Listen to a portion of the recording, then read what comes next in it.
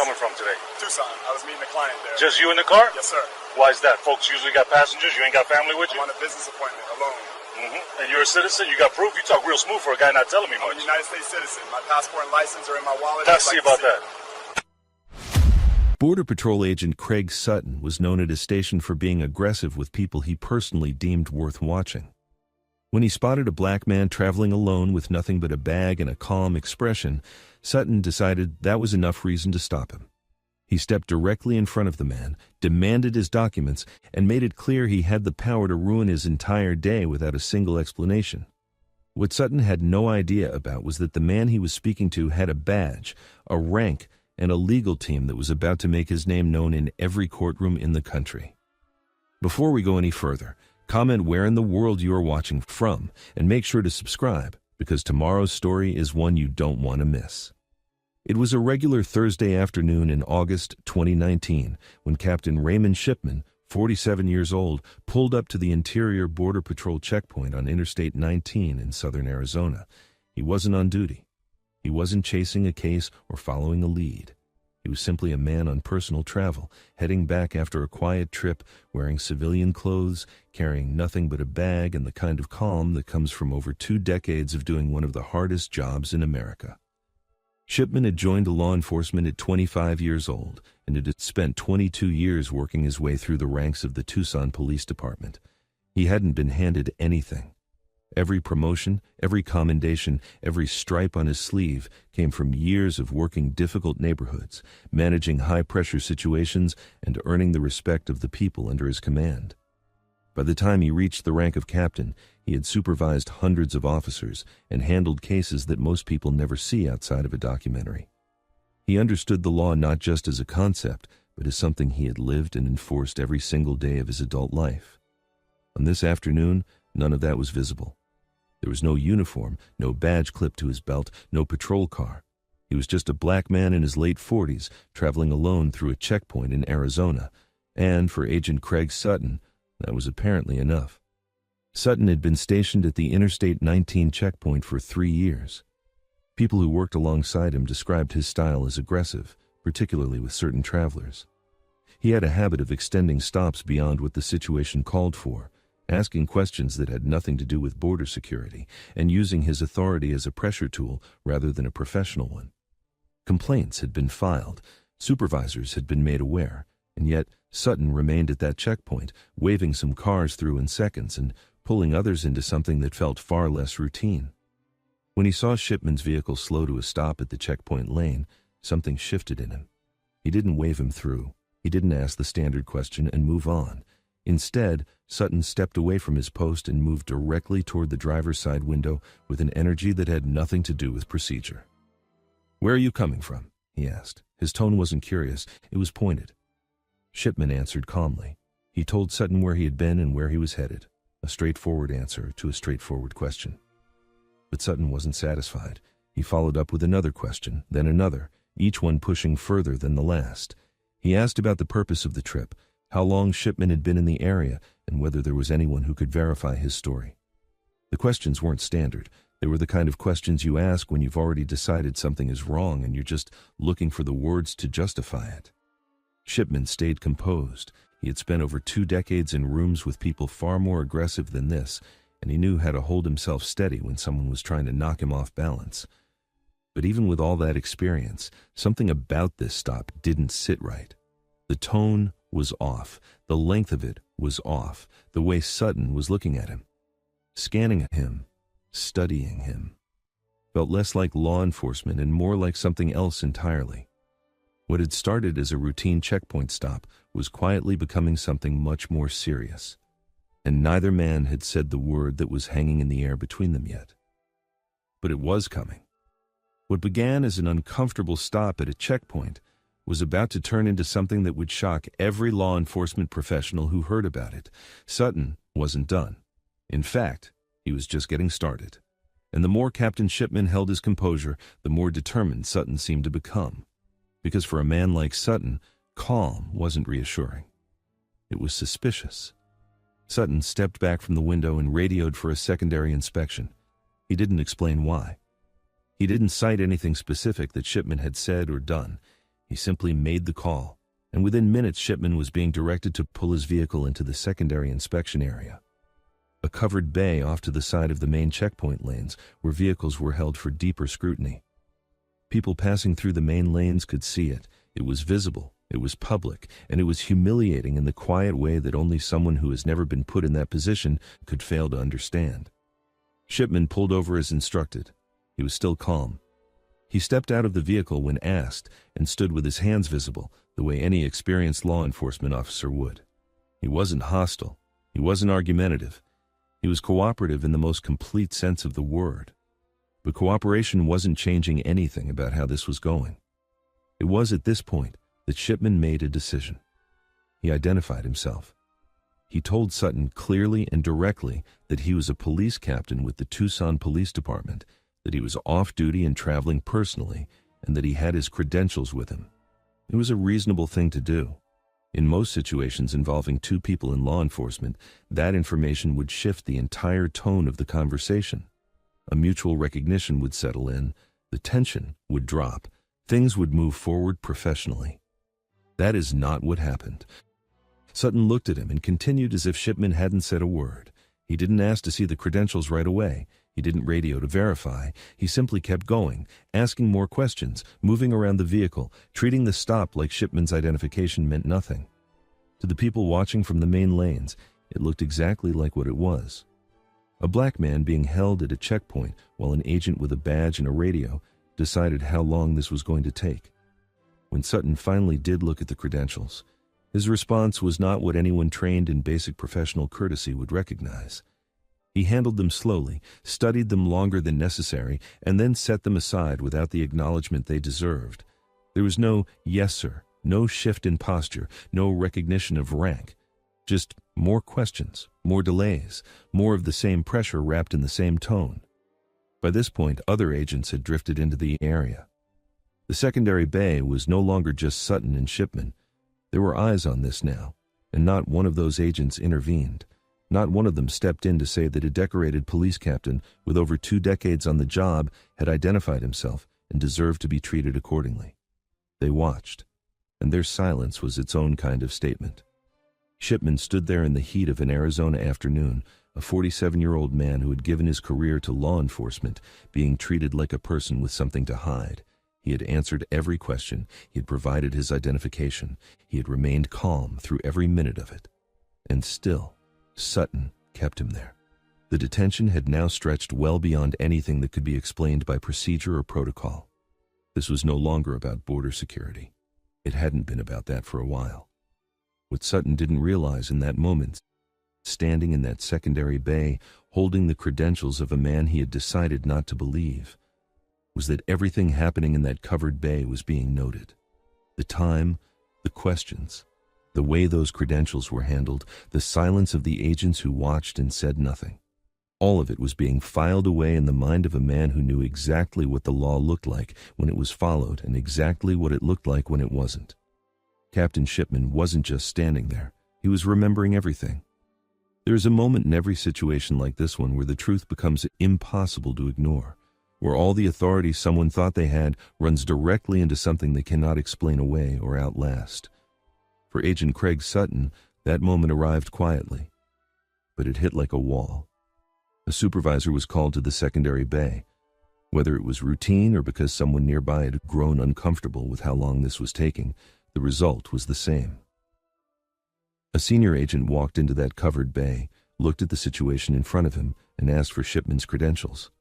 He reviewed them carefully, and unlike Sutton, he understood immediately what he was looking at. The man they had been detaining for well over an hour was not a suspect. He was not a person with something to hide. He was a sitting police captain with 22 years on the job, a clean record, and every legal right to be exactly where he was. The supervisor's expression shifted. The energy in that bay shifted with it. Sutton was pulled to the side. The conversation between him and his supervisor was short. It didn't need to be long. The credentials were real. The rank was legitimate. And there was no justification on earth for what had just taken place in that inspection bay. Captain Shipman was free to go, just like that, after all of it. The questions, the delays, the dismissal of his badge, the audience of agents who said nothing. He was simply told he could leave. Shipman collected his credentials, walked back to his vehicle, and drove away from that checkpoint without raising his voice once. He didn't need to, because he already knew something that Sutton was only beginning to understand. This wasn't over. In fact, it was just beginning. Within days, a formal complaint was filed. Then came the lawyers. Then came the documentation. Every minute of that detention laid out in legal language that left no room for interpretation. What Sutton had dismissed as a routine stop was now a federal civil rights case, and Captain Raymond Shipman, the man he had refused to believe, was the one sitting across the table with the evidence. The federal courthouse was a long way from that dusty inspection bay on Interstate 19, but everything that happened in that bay followed Craig Sutton all the way there. Every question he asked that had no business being asked, every minute he held a man who had already identified himself, every agent who stood in that bay and said nothing. All of it came with a price tag. And the jury was about to decide exactly how much it was worth. The case argued that what happened to Captain Raymond Shipman wasn't a misunderstanding or a procedural error. It was racial profiling, plain and simple. His legal team presented the timeline, the credentials that were dismissed, the length of the detention, and the pattern of behavior that Sutton had been allowed to carry on with for years while supervisors looked the other way. The government tried to frame it as a routine stop that was handled within the boundaries of Border Patrol authority. The jury didn't buy it. The verdict came back at $14.3 million. It was one of the largest settlements of its kind involving a Border Patrol racial profiling case in the country's history. But what that number represented went far beyond Captain Shipman. It was a statement. It said that a badge does not protect you from bias. It said that rank, composure, and cooperation are not always enough when someone has already decided who you are before you open your mouth. And it said that silence, the silence of every agent who stood in that bay and watched, is never truly neutral. Sutton's career did not survive what followed. The department faced serious scrutiny over how complaints against him had been handled and why his behavior had been allowed to continue for as long as it had.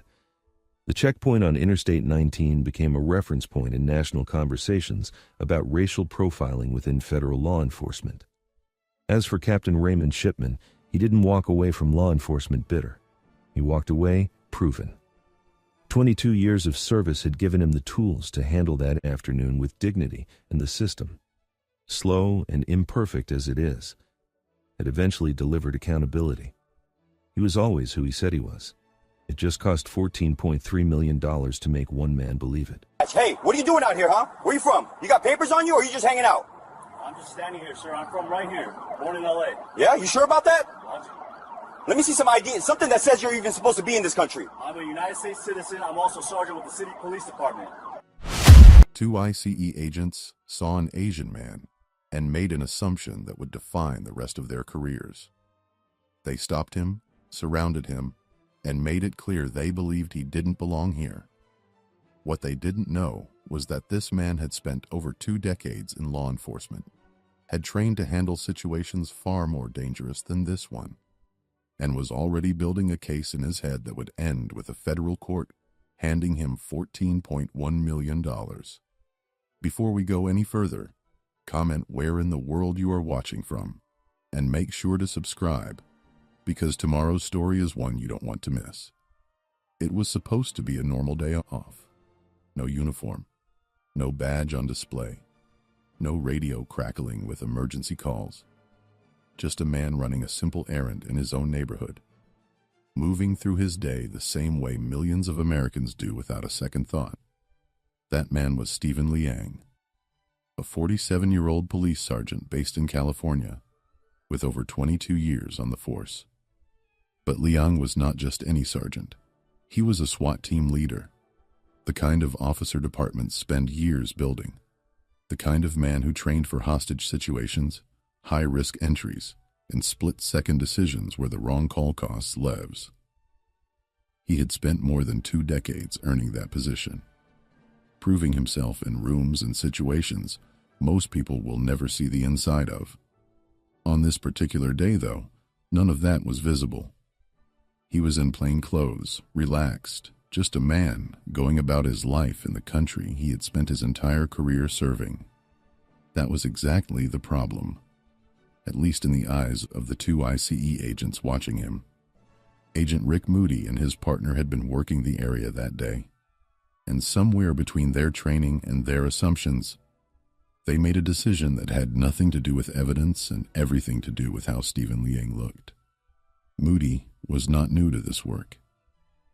He had been with Immigration and Customs Enforcement long enough to know the rules, long enough to know what reasonable suspicion was supposed to look like. But what happened next had very little to do with reasonable suspicion. The moment they saw Liang, his face, his features, something clicked in their minds that told them he didn't belong there. Not on that street. Not in that neighborhood. Not in this country. They moved toward him. Liang noticed them before they reached him. Years of law enforcement training had sharpened his awareness in ways that never fully switch off, even on a day off. He clocked their body language, their direction, the intent behind their movement. He stayed calm. That was also training. You don't spend 2 decades in law enforcement, years leading a SWAT unit, without learning how to hold yourself steady when a situation starts shifting around you. Where are you from? The question came fast and carried a weight that had nothing to do with curiosity. It was the kind of question designed to put someone on the back foot, to make them feel like they owed an explanation just for existing in a space. Liang answered, calmly, clearly. But the agents weren't satisfied. To them, his answers weren't the point. His face had already told them everything they thought they needed to know. They pressed further, demanded more. The tone made it clear that in their eyes, Stephen Liang was not a man going about his day. He was a problem to be solved, a case to be processed, someone whose presence required justification. What they hadn't considered, not even for a moment, was that the man standing in front of them had spent 22 years on the other side of exactly this kind of encounter, that he understood use of authority better than most people in that zip code, that he was already watching this situation with the cold, precise eyes of someone who knew when a line was being crossed. And a line was being crossed. The confrontation was only just beginning, but the damage was already being done. And Stephen Liang was taking a note of every single second of it. Stephen Liang didn't raise his voice. He didn't have to. He had been in enough high-pressure situations to know that the worst thing you can do when someone is trying to unsettle you is give them the reaction they were looking for. So he stood his ground, calm and measured, and did what any law enforcement officer would do in his position. He identified himself. "I'm a police sergeant," he told them. He made it clear, direct. No room for misunderstanding. The agents didn't back down. That moment, that specific moment when Liang identified himself and the agents chose to keep pushing, was the moment this situation crossed from an uncomfortable stop into something far more serious. Because this was no longer about confusion. This was no longer two agents who simply didn't recognize a fellow law enforcement officer. They had been told. They had been given the information that should have ended the entire encounter, right there on that sidewalk. And they kept going anyway. Moody looked at him the way people look at someone they've already made up their mind about. The kind of look that says the words coming out of your mouth don't matter, because I've already decided what you are. He asked Liang for identification. Liang provided it. But even with credentials in front of them, the agents treated every answer like it needed to be verified, challenged, and questioned again. The process that should have taken 30 seconds was being stretched deliberately, and the message behind it was loud and clear. We don't believe you, and even if we did, it wouldn't matter. What was happening to Stephen Liang on that street had a name. It wasn't a new phenomenon, and it wasn't unique to him. Racial profiling. the practice of targeting someone based on their ethnicity rather than their behavior, had been debated, condemned, and legally challenged in courtrooms across America for decades. But knowing the name for something doesn't make it hurt less when it's happening to you in real time. And for Liang, a man who had given 22 years to the badge, who had put himself in danger to protect communities, who had led SWAT operations that required absolute trust between officers, being treated like a suspect in plain sight was not just humiliating. It was a betrayal of everything the job was supposed to stand for. The agents moved to detain him, not suggest he come with them, not politely ask him to wait while they sorted things out. They detained him, physically, on a public street, in the middle of his day off. A decorated police sergeant and SWAT team leader was being held against his will by federal agents whose only apparent reason for stopping him in the first place was that he looked like he might be foreign. Liang remained composed on the outside, but inside, something was shifting. This was no longer just an uncomfortable encounter he could walk away from and shake off. This had become something that needed to be answered, not with anger, not with a scene on the sidewalk, but through every proper legal channel available to him, and he knew exactly what those channels were. As the detention dragged on, people nearby began to notice. A man in plain clothes, surrounded by federal agents, being questioned and held on a street where nothing had happened, and no crime had been committed. To anyone watching without context, the image itself told a story.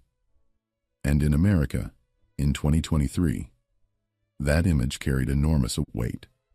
The agents eventually let him go. No arrest, no charges, no evidence of anything because there was nothing to find. Stephen Liang walked away from that sidewalk, the same law-abiding, decorated, highly trained officer he was when he woke up that morning. But something had been set in motion that the agents didn't see coming and couldn't stop. The moment they let him walk, he already knew what the next step was going to be. He wasn't just going to report what happened. He was going to make sure that what happened to him on that street, the assumption, the detention, the dismissal of his credentials, all of it, was going to be examined under the brightest legal light possible, and the people responsible were going to have to answer for every single second of it. The reveal of exactly who they had just detained was about to hit them like a freight train, when the full picture of who Stephen Liang was began to surface in official records, legal filings, and department documentation. The weight of what those agents had done became impossible to ignore. This was not a man without a voice. This was not someone who would fill out a complaint form and hope for the best. Stephen Liang was a 22-year veteran of law enforcement, a sitting police sergeant, and a SWAT team leader with a record that spoke for itself. The same federal system that employed the agents who detained him now had to sit across from his attorneys and reckon with the fact that their agents had racially profiled, stopped, and physically detained one of their own, a decorated officer with more training, more experience, and more legal knowledge than most people in that entire encounter combined. The irony was painful, and it was public. Here was a man who had spent over 2 decades running toward danger, leading some of the most high-risk operations in law enforcement, trusted with decisions that determined whether people lived or died.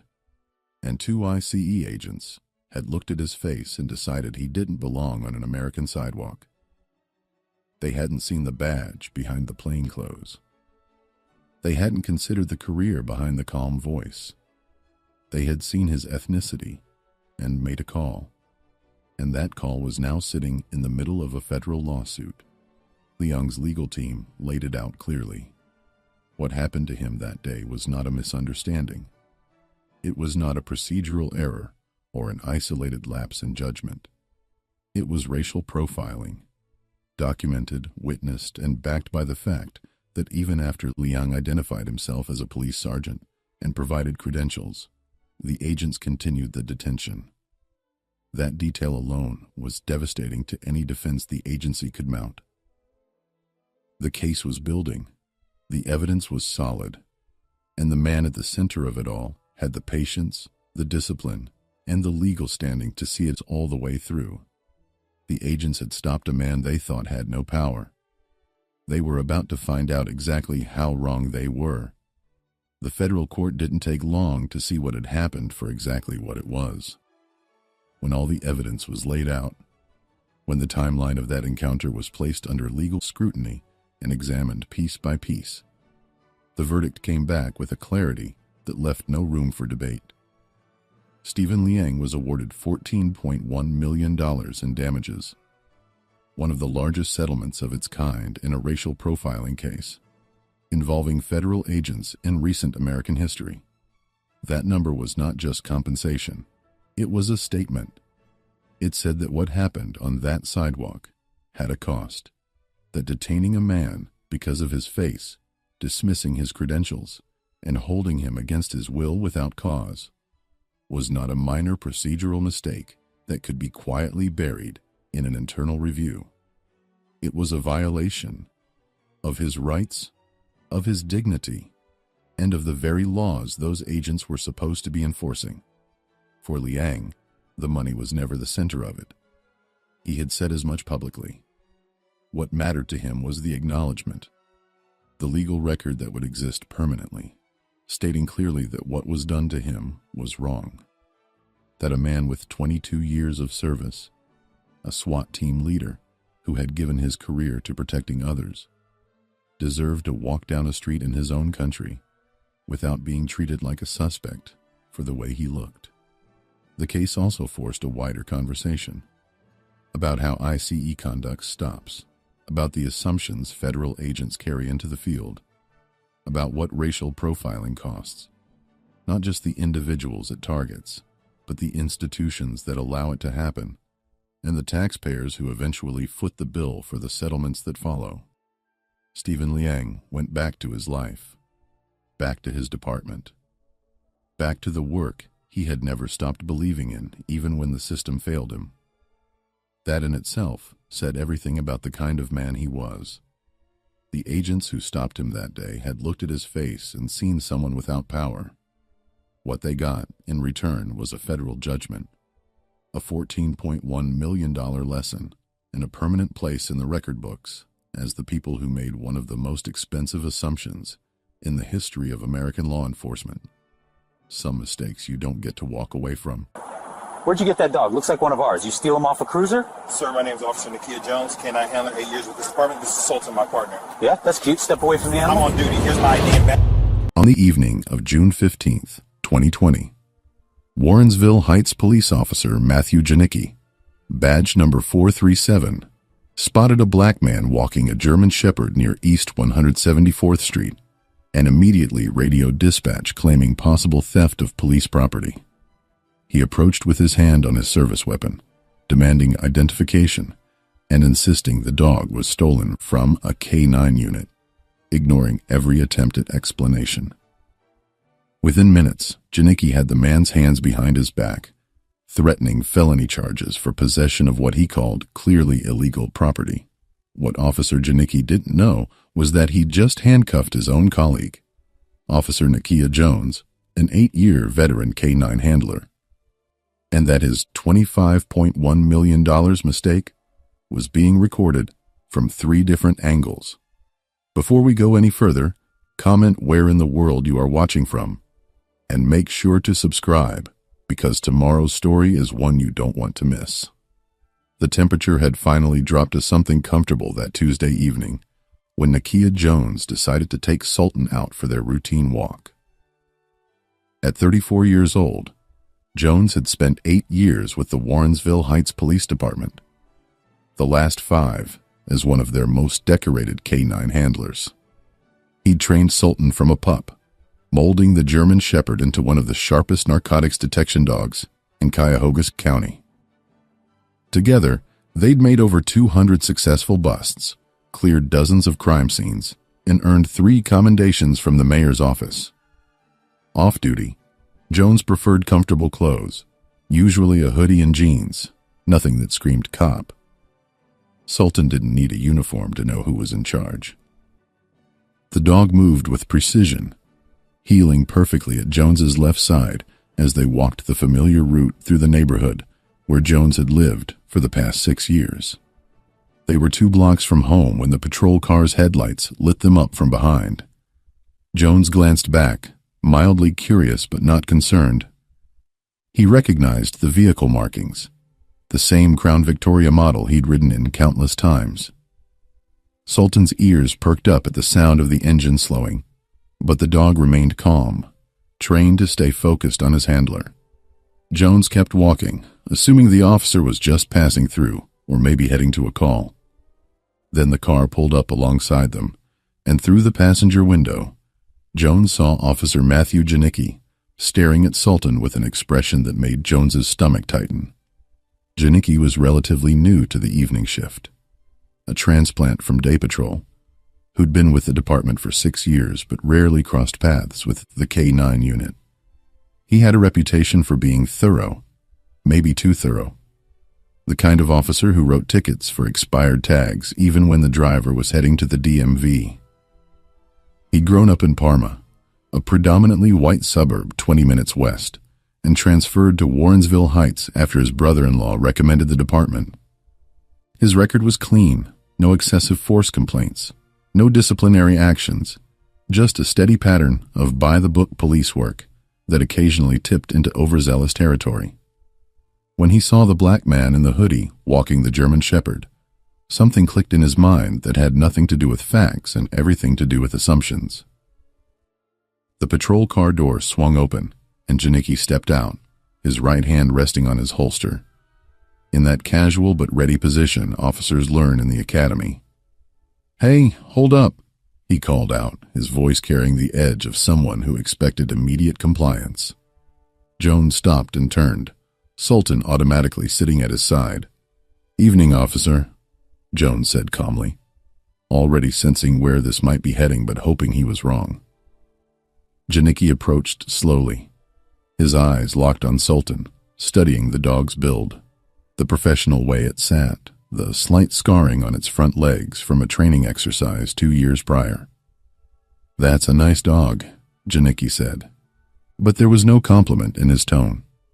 "Where'd you get him?" Jones felt the question land like a slap. "This is Sultan, my K-9 partner," he said evenly, keeping his voice professional despite the heat rising in his chest. "I'm Officer Nakia Jones, K-9 unit." Janicki's expression didn't change. If anything, his suspicions seemed to deepen. "You got ID?" he asked, his hand still near his weapon. Jones reached slowly for his back pocket, the movement deliberate and visible, pulling out his wallet. Inside was his police identification, his badge, his credentials, everything that proved exactly who he was. He held it out toward Janicki, but the officer barely glanced at it. "That dog looks like police property," Janicki said flatly. "You telling me you just happen to have a trained German Shepherd that looks exactly like a K-9 unit dog?" The absurdity of the question hung in the air between them. Jones took a breath, forcing himself to stay calm. "I'm telling you, I am police property," he said, trying to inject some lightness into the moment. "We work out of the same department. I can give you my sergeant's number right now." But Janicki was already shaking his head, already reaching for his radio. "Step away from the dog," he ordered, his voice harder now. Sultan's ears flattened slightly, picking up on the tension radiating from his handler. Jones didn't move. "Officer, I'm showing you my credentials. I'm telling you who I am. Just call K-9 headquarters. They'll confirm everything." Janicki's hand moved to his radio and he pressed the button. "Dispatch, this is 437. I've got a possible 1065 at East 174th and Puritas. Need backup for suspect with stolen police K-9. Jones felt his entire body go cold. This wasn't happening. This couldn't be happening. "I'm not a suspect," he said firmly, his voice rising for the first time. "I'm a police officer, and you need to verify that before you do something you're going to regret." But Janicki wasn't listening anymore. He was moving into position, hand back on his weapon, treating Jones like any other threat he'd been trained to neutralize. The backup units arrived in less than 3 minutes. 2 patrol cars pulling up with the lights flashing but no sirens. The kind of response reserved for situations officers considered serious, but not yet dangerous. Jones watched them approach and felt a sinking sensation in his gut that had nothing to do with fear and everything to do with humiliation. He was standing on a public street, 2 blocks from his own home, while 3 white officers treated him like a criminal because Matthew Janicki couldn't be bothered to make a single phone call. Sultan remained seated at his side, perfectly still, but Jones could feel the tension in the dog's muscles. The animal was trained to protect him, and every instinct Sultan had was probably screaming that something was wrong. Officer David Chen stepped out of the first backup vehicle. A 12-year veteran who'd worked with Jones on a drug task force 3 years earlier. Jones felt a wave of relief. "Chen, tell this guy who I am," he called out, his voice carrying across the street. But Chen's expression was unreadable as he approached, and he didn't acknowledge Jones's words. Instead, he walked directly to Janicki, who was already talking, his hands gesturing toward Jones and Sultan. Jones couldn't hear the conversation, but he saw Chen glance his way, saw the uncertainty in his former colleague's eyes, and realized, with growing horror, that Chen was actually considering Janicki's version of events.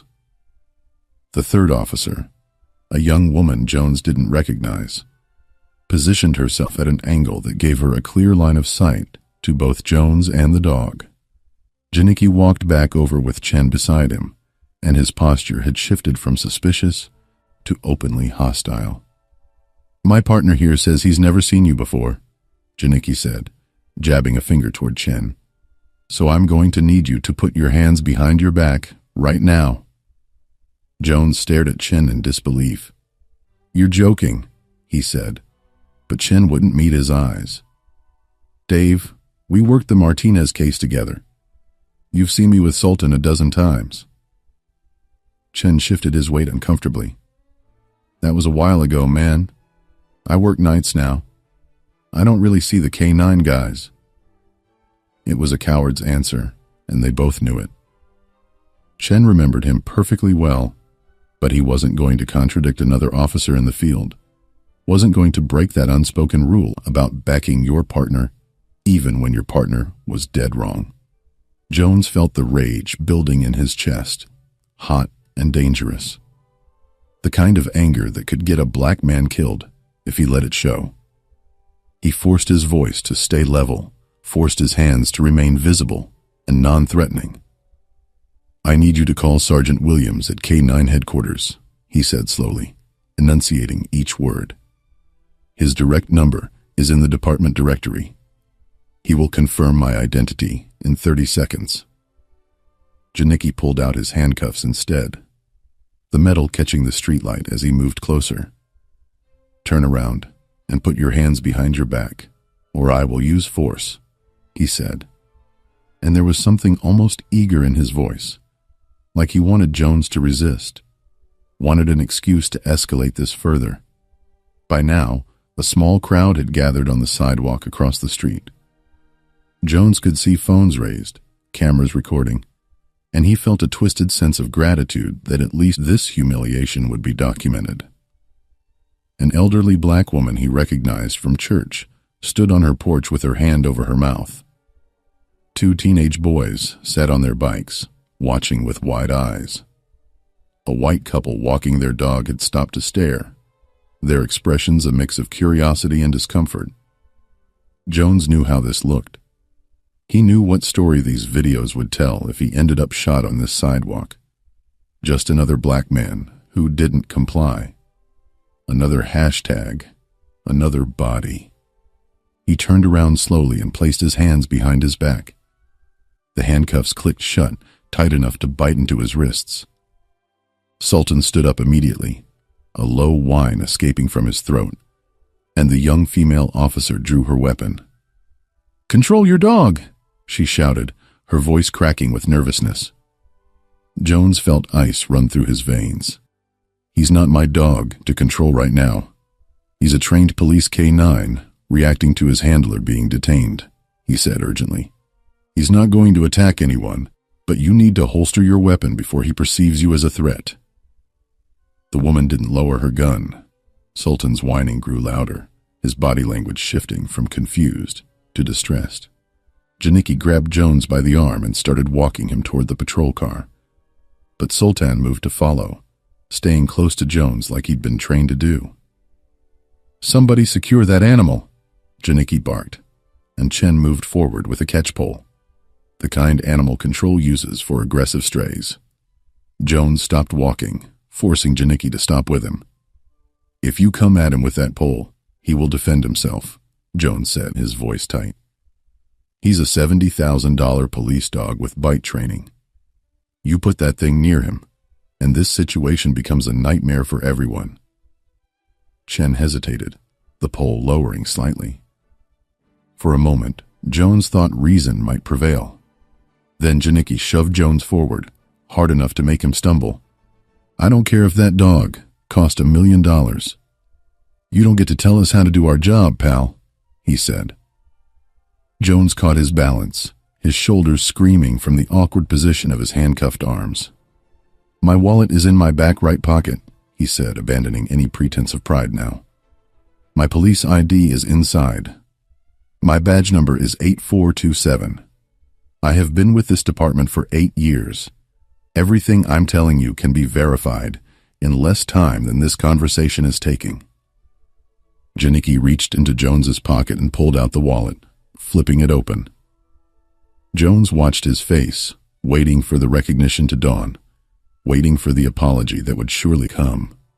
Instead, Janicki held up the police ID and squinted at it under the streetlight.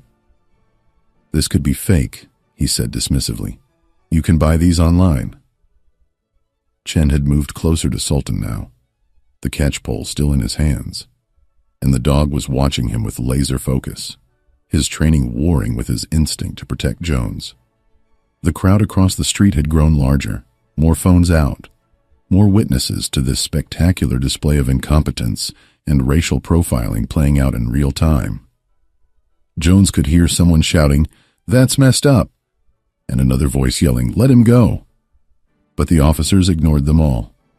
Janicki walked Jones to the patrol car and pushed his head down, guiding him into the back seat the way you'd handle any arrestee. The door slammed shut, and Jones found himself caged behind the partition, his hands still cuffed behind him, watching through the window as 3 police officers stood around his dog, trying to figure out what to do next. Sultan was barking now, sharp, urgent sounds that Jones recognized as distress calls. The dog didn't understand why his handler had been taken away. He didn't understand why these people in uniforms, people who should have been allies, were treating Jones like an enemy.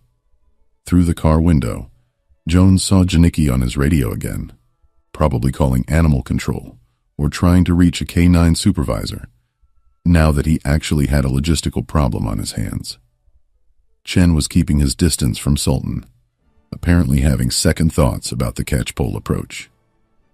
The young female officer had finally holstered her weapon, but looked deeply uncomfortable with the entire situation. And Jones sat in the back of that patrol car, a decorated police officer being treated like a criminal, and wondered how much worse this night could possibly get before someone with authority and common sense finally showed up to end it. Jones had been sitting in the back of that patrol car for 17 minutes when the K9 unit supervisor's truck pulled up to the scene, and those 17 minutes had felt like 17 hours. Through the window, he'd watched Janicki try and fail to secure Sultan, watched the crowd across the street grow to nearly 40 people, watched Chen make several uncomfortable phone calls that suggested someone higher up the chain was finally asking questions Janicki didn't want to answer. Sultan had stopped barking but was pacing now, circling the area where Jones had been standing, his training keeping him from running off, but his loyalty making it impossible for him to settle. When Sergeant Robert Williams stepped out of his truck, still in uniform from his day shift, Jones felt the first real breath of relief he'd had since this nightmare started. Williams was a 23-year veteran, a broad-shouldered white man from Kentucky who'd built the K-9 program from nothing and treated his handlers like family. He'd personally recruited Jones 8 years ago, had seen something in the young officer that others missed, and had mentored him through every step of his K-9 certification. Williams took one look at the scene, at Sultan pacing anxiously, at Jones sitting handcuffed in the patrol car, at the 3 officers standing around looking like they'd just realized they'd made a catastrophic mistake, and his face went from confusion to fury in about 2 seconds flat. He walked straight past Janicki without a word, pulled open the back door of the patrol car, and leaned in. "Nakia, what in the hell is going on here?" he asked, and his voice was shaking with barely controlled rage. Jones gave him the short version, keeping his voice flat and factual, the way he'd been trained to do in incident reports. Williams listened without interrupting, his jaw clenching tighter with every sentence. When Jones finished, Williams straightened up and slammed the car door so hard the whole vehicle shook. He turned to face Janicki, and every officer on that street suddenly found somewhere else to look.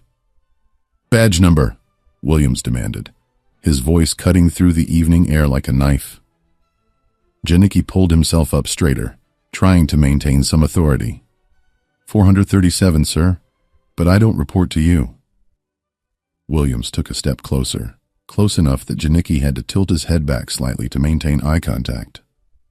"You want to bet your career on that answer, son?" Chen had gone pale, backing away from the confrontation like he wanted to disappear into the pavement.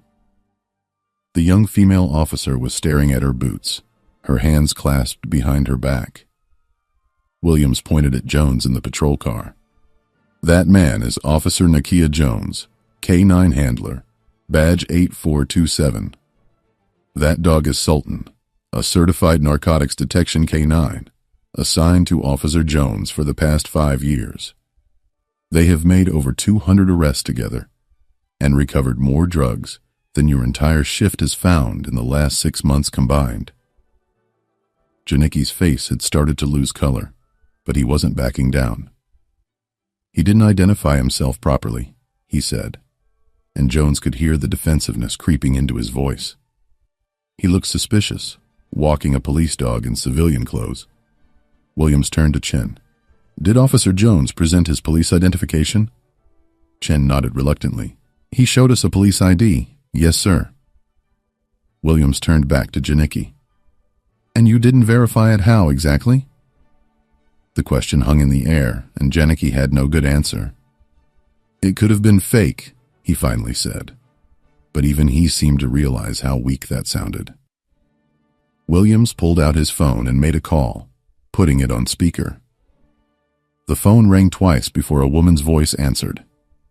"Warrensville Heights Police Department, Records Division." Williams didn't waste time with pleasantries. "This is Sergeant Williams, K-9 Unit. I need you to confirm badge number 8427. Last name Jones, first name Nakia." There was the sound of typing. Then the woman came back on the line. "Officer Nakia Jones, badge 8427, hired March 2012, currently assigned to K-9 Unit under Sergeant Robert Williams. No disciplinary actions on file. 3 commendations for outstanding service." Williams ended the call and looked at Janicki with an expression that could have melted steel. "Get him out of those handcuffs right now, or I'm calling the chief myself, and you can explain this to him." Janicki fumbled with his keys, his hands shaking slightly as he opened the patrol car door and reached in to unlock Jones's handcuffs. The metal clicked open, and Jones pulled his arms forward, rubbing his wrists where the cuffs had dug in. He stepped out of the car slowly, his legs stiff from sitting in that cramped position. Sultan saw him and came running, jumping up to put his paws on Jones's chest, licking his face, whining with relief. Jones wrapped his arms around the dog, burying his face in Sultan's fur for just a moment, letting the animal's presence ground him. When he looked up, Williams was standing there with a hand extended. Jones shook it, and Williams leaned in close. "You okay?" he asked quietly. Jones nodded, not trusting himself to speak yet. Williams turned back to the other officers, and his voice shifted from concerned friend to commanding superior in an instant. "I want all 3 of your incident reports on my desk by end of shift, and I'm forwarding this entire situation to internal affairs first thing tomorrow morning." Chen finally found his voice. "Sergeant, I was just backing up my partner. I didn't know." Williams cut him off with a raised hand. "You worked a task force with Officer Jones 3 years ago. You knew exactly who he was, and you stood there and let this happen anyway." Chen's face flushed red, and he opened his mouth to argue, then closed it again. There was nothing he could say that would make this better. The young female officer looked like she might cry. Janicki had taken several steps back, his earlier confidence completely evaporated, replaced by the dawning realization that he'd just destroyed his own career in spectacular fashion. The crowd across the street had started cheering when Jones was released from the handcuffs, and several people were still recording. Jones could see the elderly woman from church making her way across the street, probably coming to check on him. One of the teenage boys on the bike shouted, "That's messed up, man," loud enough for everyone to hear. A middle-aged black man in a business suit was on his phone, and Jones heard him say lawsuit and civil rights violation before Williams moved to block his view. "Let's get you out of here," Williams said to Jones, guiding him toward the K9 unit truck. Sultan followed, staying close to Jones's left side, like always. Before they could leave, Janicki called out, "Officer Jones, I was just doing my job. If you'd been more cooperative." Jones turned around, and the look on his face made Janicki stop mid-sentence. "I showed you my identification," Jones said, his voice deadly quiet. "I told you my name, my badge number, my sergeant's phone number. I stayed calm while you handcuffed me and threatened my dog in front of 40 witnesses. I did everything right, and you still treated me like a criminal." He just took a step toward Janicki, and Williams put a hand on his shoulder, but Jones shook it off. "You know what the worst part is? If I wasn't a cop, if I was just a regular black man walking his dog, you would have done the same thing.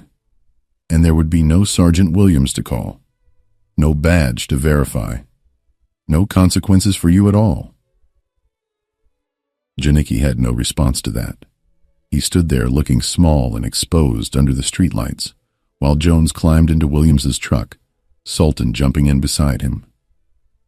As they pulled away from the scene, Jones looked back and saw Janicki talking urgently with Chen, both of them probably trying to figure out how to write their reports in a way that didn't make them look as bad as they actually were. The crowd was dispersing now, but phones were still out, and Jones knew those videos would be online within the hour. His humiliation, his anger, his powerlessness in that moment would be preserved forever, shared and commented on and dissected by strangers who would never know what it felt like to be cuffed on your own street for the crime of existing while black. Williams drove in silence for a few blocks, then pulled over in an empty parking lot. He turned to Jones, and his expression was a mix of anger and guilt. "I'm sorry," he said simply. "I'm sorry that happened to you. I'm sorry I wasn't there sooner. I'm sorry you had to go through that." Jones nodded, staring straight ahead through the windshield. "I've been doing this job for 8 years, he said quietly. "I've risked my life for this department. I've bled for this city. And none of that mattered to Janicki because all he saw was my skin color. Williams didn't try to argue or defend his colleagues.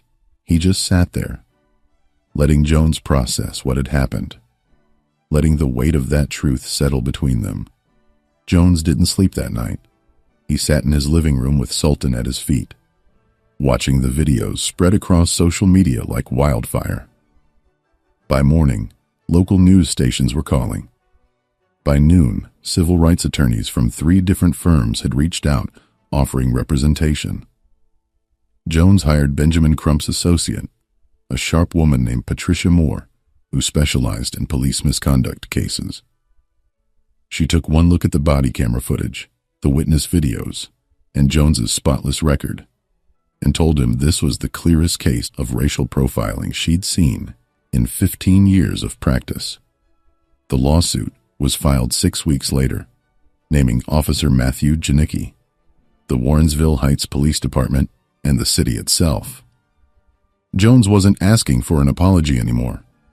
He was demanding accountability, $25 million in damages for civil rights violations, emotional distress, and the complete destruction of his reputation within the department.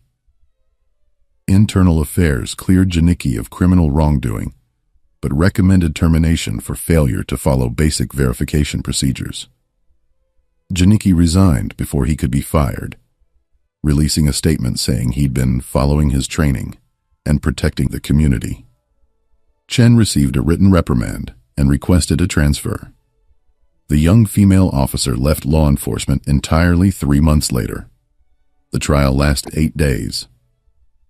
Jones testified for 6 hours, describing in excruciating detail what it felt like to be handcuffed by his own colleagues while his dog cried for him.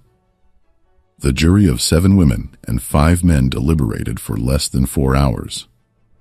They awarded Jones $25.1 million, one of the largest civil rights settlements in Ohio history. The verdict sent shockwaves through police departments across the state, forcing conversations about implicit bias, proper identification procedures, and the toxic culture of officers protecting other officers even when they are clearly wrong. Jones never went back to patrol.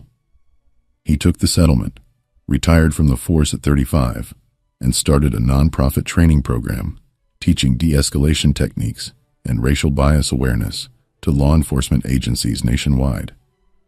Sultan retired with him, living out his remaining years as a beloved pet rather than a working dog. When asked in interviews if he regretted filing the lawsuit, Jones always gave the same answer: "I didn't do this for the money. I did it so the next black man walking his dog doesn't end up dead because an officer couldn't see past his own prejudice."